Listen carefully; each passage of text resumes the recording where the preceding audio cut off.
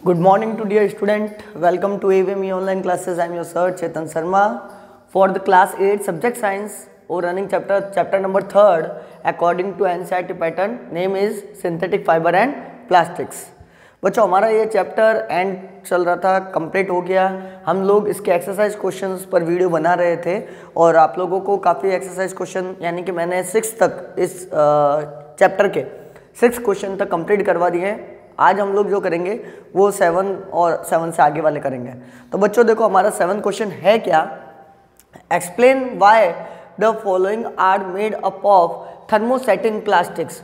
जो ये दोनों मैंने लिख रखे हैं वो मैं ये बता रहा हूँ कि ये दोनों के दोनों जो ऑब्जेक्ट होते हैं या जो आर्टिकल है वो किसके बने होते हैं, थर्मोसेटिंग प्लास्टिक के बने होते हैं। यानी कि ये दोनों चीज़ें जो मार्केट में अवेलेबल है, एक तो मैं बता देता हूँ sauce pan handles. Sauce pan handle का मतलब होता है जो आप लोग जनरली जो खाना वगैरह बनाते हो, ठीक है ना।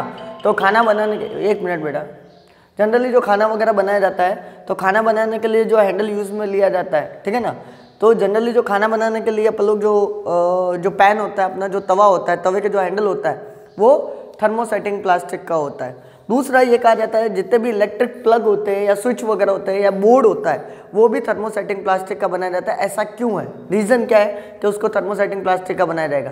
तो बच्चों हम लोग इसके आंसर को करते हैं, आप लोगों को भी समझ में आएगा, साथ बने रहना और एंड तक देखना तो समझ में आएगा। मैं आंसर लिखने जा रहा हूँ। सबसे पहले मैं आप लोगों को बता देता हूँ सॉस पैन के जो हैंडल्स होते हैं वो थर्मोसेटिंग प्लास्टिक के क्यों होते हैं। पहले तो आप लोगों को ये मालूम होना चाहिए थर्मोसेटिंग प्लास्टिक होता क्या। प्लास्टिक की एक वैरायटी होती है जिसमें क्या किया जाता है, एक बार ही वो मोल्डेड किया जाएगा, यानी वो सॉफ्ट नहीं होगा ऑन हीटिंग। यानी एक बार जो डिजायर्ड शेप आ गया, जो आ गया वो अगेन एंड अगेन बार बार आप उसको और किसी शेप में नहीं लेकर आ सकते, वो सेट हो गया, इसलिए इसको थर्मोसेटिंग प्लास्टिक है। एज कम्पेयर टू थर्मोप्लास्टिक ये थोड़े हार्ड होता है ना, थोड़े से क्या होंगे, हार्ड होंगे। तो देखो मैं सबसे पहले फर्स्ट का आंसर लिख रहा हूं, सॉस पैन हैंडल्स, लिखते रहना बेटा, है ना, साथ साथ में। Sauce pan handles made up of thermosetting plastics because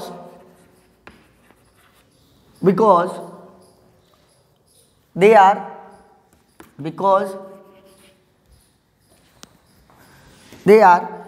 bad conductor of heat। यानी कि ये हीट को अलाउ नहीं करते, इंसुलेटर होते हैं, है ना। तो ये हीट को अलाउ नहीं करेंगे तो अब जब अपन कुकिंग कर रहे हैं, है ना, while during the cooking we do not get the heat, while cooking we do not get heat और हम लोग बर्न होने से बच जाएंगे, है ना। तो that is the reason it is made up of the thermosetting plastic. देखो हम लोग हैंडल को तो पकड़ सकते हैं, तवे को पकड़ सकते हैं क्या, नहीं पकड़ सकते। हैंडल को पकड़ सकते हैं यानी वहाँ हीट आ नहीं रही है ना। तो यही रीज़न होता है कि जितने भी हैंडल्स वगैरह होते हैं कुकिंग यूटेंसिल्स के, वो किसके बनाए जाते हैं, थर्मोसेटिंग प्लास्टिक के बनाए जाते हैं। बच्चों ये ध्यान रखना, बहुत स्पेशल है, बहुत इंटरेस्टिंग है। अच्छा सेकेंड वाला देखो, तो जो इलेक्ट्रिक प्लग होता है या इलेक्ट्रिकली जो स्विच है या जितने भी प्लग बोर्ड होते हैं वो भी थर्मोसेटिंग के बनाया जाता है। रीज़न क्या है, यहाँ देखो ये बैड कंडक्टिविटी शो करा था हीट के अगेंस्ट में, यहाँ पर ये इलेक्ट्रिकली सप्लाई जितनी होती है, इलेक्ट्रिक करंट जितना पास होता है उसके अगेंस्ट ये रेजिस्ट करता है, यानी उसको रोकता है। तो इलेक्ट्रिक प्लग बोल दीजिए, स्विच बोल दीजिए, इलेक्ट्रिक स्विच बोल दीजिए, या आप लोग प्लग बोर्ड बोल दीजिए, ये जितने भी होते हैं प्लग बोर्ड वगैरह, है ना, these are also made up of, ये भी किसके बने होंगे बेटा, also made up of thermosetting plastics because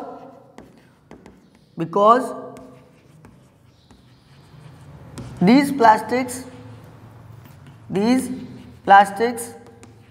are bad conductor of, सबको ही मालूम है प्लास्टिक क्या होते हैं, bad conductor of electricity.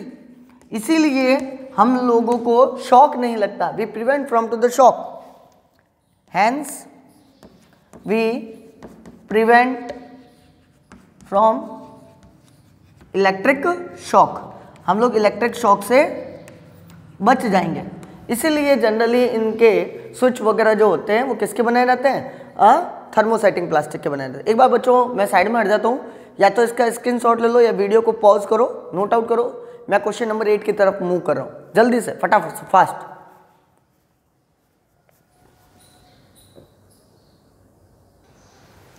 Okay dear student, there is the next question in your book. Question number 8, categorize the material of the following product into can be recycled or non recycled। कहने का मतलब ये हो गया, ये जितने भी आप लोगों को ये मटेरियल्स दे रखे हैं, आपको इसको कैटेगरीज में बांटना है कि कौन से ऐसे मटेरियल होंगे जो कि रिसाइकल कर सकते हैं और कौन ऐसे हैं जिसको रिसाइकल नहीं कर सकते, है ना। तो हम लोगों को पढ़ना क्या है कि कौन से ऐसे होते हैं जो थर्मोप्लास्टिक है और तो कौन से ऐसे जो थर्मोसेटिंग प्लास्टिक, यानी कि वही जिनको बनाया जा सकता है बार बार और जिनको नहीं बनाया जा सकता। ये दो कैटेगरी में आप लोगों को बांटना है। तो रिसाइकल जो हो जाता है बच्चों, उनको क्या बोला जाता है, हमेशा ध्यान रखना, जो रिसाइकल हो जाएंगे वो थर्मोप्लास्टिक होंगे। Thermoplastic can be recycled. जबकि नॉन रिसाइकल कौन से होते हैं, जो थर्मोसेटिंग होते हैं। जो थर्मोसेटिंग होंगे वो नॉन रिसाइकल्ड होंगे, यानी बार बार उसको नहीं बना सकते। तो हम लोग इसको कैटेगराइज कर देते हैं। ये टोटल 9 नेम्स लिखे हुए हैं, जैसे telephone instrument, plastic toy, cooker handles और carry bags, ball point pen, plastic bowls और plastic covering on the electric wire, plastic chair और इलेक्ट्रिक चेयर लिख दिया गलती से, इलेक्ट्रिक स्विच होगा यहाँ पर, सही कर देना भैया, है ना, इलेक्ट्रिक स्विच। तो हम लोग इसको कैटेगराइज करते हैं, आंसर करते हैं। देखो टोटल 9 है, इसको कैटेगराइज कर देते हैं। कितनी कैटेगरी में बांटना बेटा हम लोगों को, 2 कैटेगरी में। तो पहली कौन सी कैटेगरी हो गई, रिसाइकल्ड, और यहाँ पर लिख देते हैं नॉन रिसाइकल्ड। मैंने अभी आप लोगों को बताया रिसाइकल का दूसरा नाम क्या हो जाएगा थर्मोप्लास्टिक, और नॉन रिसाइकल का दूसरा नाम हो जाएगा थर्मोसेटिंग प्लास्टिक। तो देखो इसमें से कौन कौन से हो सकते हैं, तो मैं आप लोगों को बता देता हूँ। पहले सबसे पहले नॉन रिसाइकल को कर देते हैं, जो बार बार नहीं बनाया जा सकता है ना। तो देखो टेलीफोन के जो इंस्ट्रूमेंट होंगे, टेलीफोन इंस्ट्रूमेंट जो माउथ पीस होता है या जिससे आप लोग साउंड पीस होता है, जिससे आप लोग बात करते हो, सुनते हो, तो टेलीफोन के इंस्ट्रूमेंट बेटा वो नॉन रिसाइकल्ड होते हैं, यानी एक बार वन टाइम जो बन गए। अच्छा, फिर उसके बाद में कुकर ऑफ हैंडल्स, अभी मैंने बताया था, देखो आप लोगों को याद हो तो इससे पहले वाले क्वेश्चन को हम लोगों ने किया था, है ना, सॉस पैन का हैंडल याद आ रहा है आप लोगों को, तो वो कुकिंग हैंडल हो गया। और आप लोगों के बॉल पॉइंट पेन, तो बॉल पॉइंट पेन जो होते हैं, बॉल पेन पॉइंट, ये भी बहुत हार्ड होते हैं, ये वन टाइम ही बन जाते हैं, एक बार से ज़्यादा नहीं बनेंगे, है ना। और ये इलेक्ट्रिकली स्विच हम लोगों ने पढ़ा था, इलेक्ट्रिकली बोर्ड या प्लग बोर्ड या इलेक्ट्रिकली स्विच, है ना, ये जितने भी होते हैं वो किसके बने होते हैं, इलेक्ट्रिक स्विच। ये सब नॉन रिसाइकल्ड है। अब आप लोगों को पता चल गया, बाकी के पीछे बचे हुए सारे किस में डाल दो, रिसाइकल्ड में डाल दो। अब बाकी कौन सा बच गया, देखो प्लास्टिक टॉय इसमें आ जाएगा, काम इजी हो गया, है ना, मजा आ गया। कैरी बैग्स इसमें आ जाएगा, कैरी बैग्स भी इसमें आ जाएगा। और बॉल पेन तो इसमें डाल दिया था। प्लास्टिक बाउल्स ये भी इसमें आ जाएगा। और किस में आ जाएगा, प्लास्टिक चेयर भी इसमें आ जाएगी, प्लास्टिक चेयर। और ये देखो ये बहुत बड़ा सा नाम लिखा हुआ, plastic covering on the electric wire, ये भी इसमें आ जाएगा। तो यहाँ पर मैं लिख देता हूँ plastic covering on electric wire. क्यों, क्योंकि बच्चों ये जनरली हल्के से होते हैं। देखो आप लोगों ने देखा होगा, कोई भी कॉपर का वायर है, हरे कलर का, ऊपर का प्लास्टिक आ गया, तो आसानी से देखो कोई भी इलेक्ट्रिशियन आएगा उसको, या आप लोग भी दांतों से उसको स्ट्रेच कर सकते हो, उसको फाड़ सकते हैं, है ना। तो plastic covering on the electric wire, तो उसको स्टिच किया जा सकता है, हटाया जा सकता है, कोई दिक्कत वाली बात नहीं है। तो आप लोग एक बार जल्दी से, मैं साइड में हट जाता हूँ, एक बार जल्दी से इसको भी नोट आउट करो, या फिर इसका स्क्रीनशॉट ले लो, ठीक है ना। मैं आगे बढ़ूंगा क्वेश्चन नंबर 9 की तरफ, ठीक है बेटा, जल्दी करो।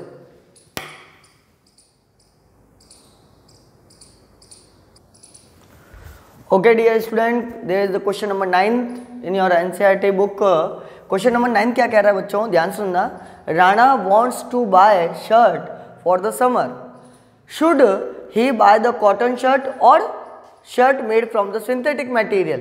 Advise Rana giving your reason. ध्यान से सुनो, एक राणा नाम का लड़का है जो कि समर सीजन का टाइम चल रहा है, उस टाइम के अंदर उसको कंफ्यूजन चल रहा है, वो कॉटन का शर्ट ले या कॉटन का शर्ट खरीदे या फिर सिंथेटिक फाइबर का कोई भी या सिंथेटिक मटेरियल का शर्ट खरीदे, या आप लोग ये समझिए सिंथेटिकली क्लोथ खरीदे, या तो कॉटन का ले या फिर सिंथेटिकली का ले। आपको एडवाइस पूछ रहा है राणा, तो आप क्या एडवाइस देना चाहोगे और उसका रीज़न भी बताओ साथ में। तो मेरे हिसाब से अगर मेरे को राणा मिल गया तो पहले मैं राणा को कहूँगा, राणा जी राणा जी आप सबसे पहले समर सीजन जब आ रही है, गर्मियों का टाइम आ रहा है, तो आप लोग कॉटन का ही बढ़िया रहेगा as compare to synthetic fibre. उसके रीज़न मैं आपको बताऊंगा, ठीक है ना। तो सबसे पहले मेरा क्या सजेशन रहेगा, ध्यान से सुनना। अगर राणा जी मेरे पास आएंगे और मुझसे सजेशन मांगेंगे तो मैं उनको यही एडवाइस करूंगा, है ना। मैं उनको यही प्रेफर करूंगा, whenever the summer season in the came to you used to the wear the cotton clothes as compared to synthetic। तो देखो मैं उनको कहूँगा, क्या कहूँगा, according to और एडवाइस, मैं आप सबको ले रहा हूँ, सबको साथ में ले लेता हूँ, यू नहीं है ना। अकॉर्डिंग टू और advice to Rana buy a cotton shirt instead of synthetic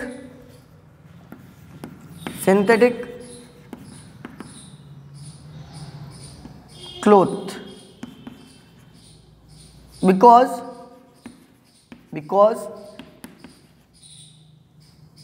in hot summer days cotton is good absorber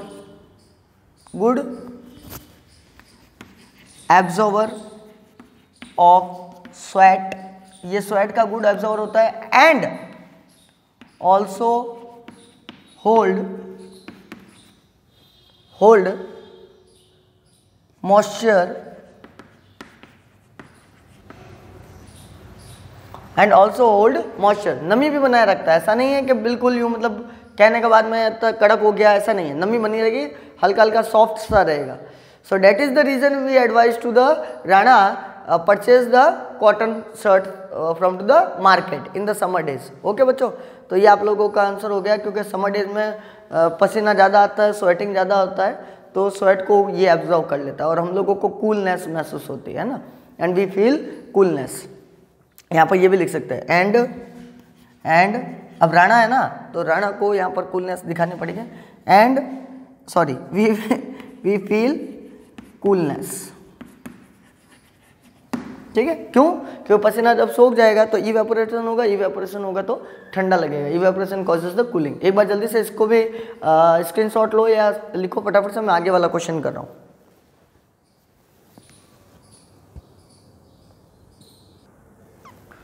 okay dear student, there is the next question in your book.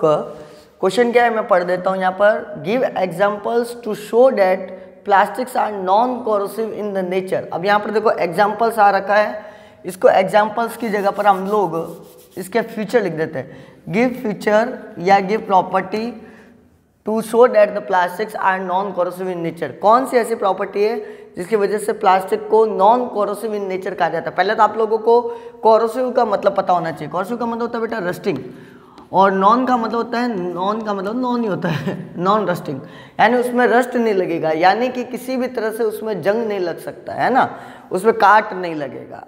ऐसा लोहे में लगता है ना जैसे, वैसा इसमें नहीं लगेगा। तो प्लास्टिक में ये क्यों होता है, तो उसका पीछे रीज़न है, ध्यान से सुनना क्या है। सबसे पहले फर्स्ट रीज़न क्या हो गया, फर्स्ट रीज़न आप लोग लिखिए, फर्स्ट रीज़न क्या हो गया, फर्स्ट रीज़न ये हो गया बच्चों कि प्लास्टिक जो होता है केमिकली इनर्ट होता है। Plastics are generally chemically inert. Chemically inert का मतलब ये हो गया कि इसके ऊपर आसानी से किसी भी केमिकल का कोई रिएक्शन नहीं होता। इसीलिए ज़्यादातर देखो आप लोगों ने राइस वगैरह है, या आप लोग देख लीजिए कुछ भी ग्लूकोज की बोतलें वगैरह होती है, वो सब प्लास्टिक के अंदर होती है। कोई केमिकल भी होता है वो भी प्लास्टिक के अंदर होता है, कोई एसिड है वो भी प्लास्टिक में होगा।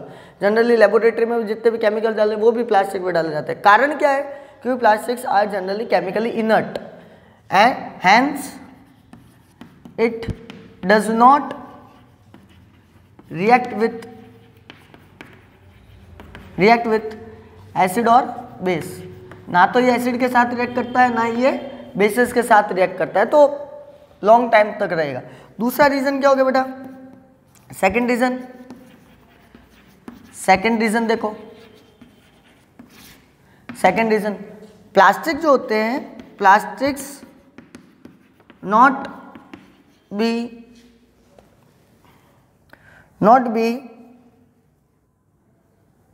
क्या बोल सकते हैं इसको? Plastics not be decomposed for remains long period of time. अगर इनको लंबे समय तक रख भी दें पड़ा का पड़ा, तो भी इनके ऊपर डिकम्पोज नहीं होंगे, है ना, यानी अपने आप खत्म नहीं होते नेचर में पड़े पड़े, ऐसा जैसा है वैसा का वैसा ही रहेंगे। Plastic not be decompose for the remaining long period of time. तो जिसकी वजह से क्या होगा? जिसकी वजह से ये होगा कि वो रस्ट नहीं लगेगा, hence it does not get rusting, उसके ऊपर रस्ट नहीं लगेगा, है ना। और सबसे मजे की बात है, ये मॉइस्चर के कांटेक्ट में आने के बाद में भी कोई फर्क नहीं है। मॉइस्चर का कांटेक्ट ये हो गया कि अगर मान लो इसके ऊपर एयर का कांटेक्ट हो रहा है या वाटर का कांटेक्ट हो रहा है, तो भी इसके ऊपर कोई फर्क नहीं पड़ेगा। जो मैंने आप लोगों को पहले पॉइंट में मेंशन कर दिया, एसिड, बेस, वाटर या एयर के कांटेक्ट में आ रहा है, ऑक्सीजन के कांटेक्ट, कोई फर्क नहीं पड़ने वाला इसको। ये केमिकली इनर्ट है ना, कोई भी केमिकल डालोगे ये रिएक्ट करेगा ही नहीं, हर किसी को ये मुंह नहीं लगाता, है ना। तो ये आप लोगों को मैंने बता दिया। आज यहाँ तक ही करेंगे हम लोग। नेक्स्ट जब मेरा वीडियो आएगा हम लोग फर्दर क्वेश्चन की तरफ मूव करेंगे। ओके, आई होप आज का वीडियो आप लोगों को समझ में आया होगा बच्चों। नहीं समझ आया, शुरुआत से रिवाइंड करके देखना, एक एक क्वेश्चन इंपॉर्टेंट है और एग्जाम में आने लायक है। Okay, thank you.